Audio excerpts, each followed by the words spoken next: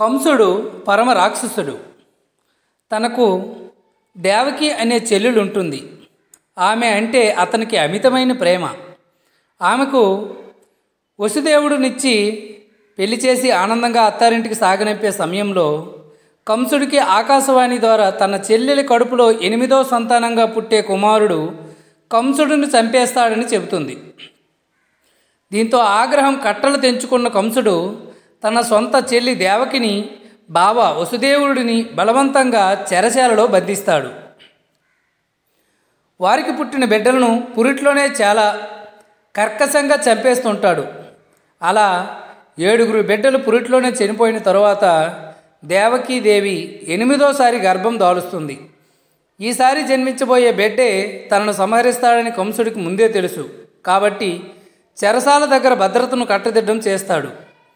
8వసారి నెలలు నిండిన దేవకి శ్రావణ మాసంలో బహుళ అష్టమి నాడు రోహిణి నక్షత్ర లగ్నంలో అర్ధరాత్రి వేళ కృష్ణుడు జన్మిస్తాడు.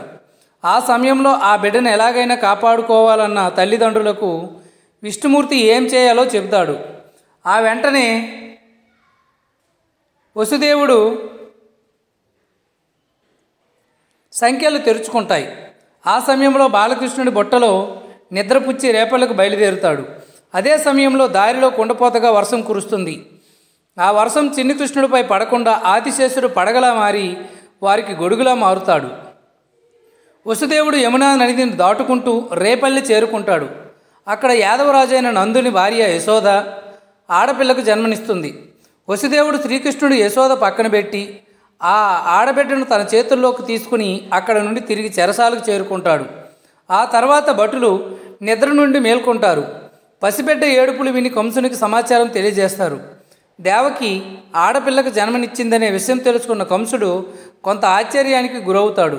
ఎందుకంటే 8వ సంతానం మగబిడ్డ పుడతాడని ఆకాశవాణి చెప్పింది. అయినా ఆ పాపను చంపాలని వెళ్తాడు.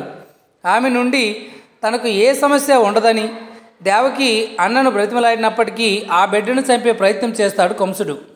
ఆ సమయంలో ఆ పాప యోగమాయిగా మారి కంసుడు దొరకకుండా పైకి ఎగసి నిన్ను చంపేవాడు పుట్టాడు, రేపల్లిలో పెరుగుతున్నాడు అని చెప్పి మాయమవుతుంది. నందుడి ఎంట అప్పటికే మరో మగ బిడ్డ జన్మించడంతో రేపల్లిలో పెద్ద ఉత్సవం జరిపించాడు.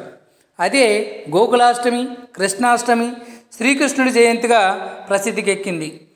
ముందుగా అందరికీ శ్రీకృష్ణ జన్మాష్టమి శుభాకాంక్షలు తెలియజేస్తూ మీ సురేష్.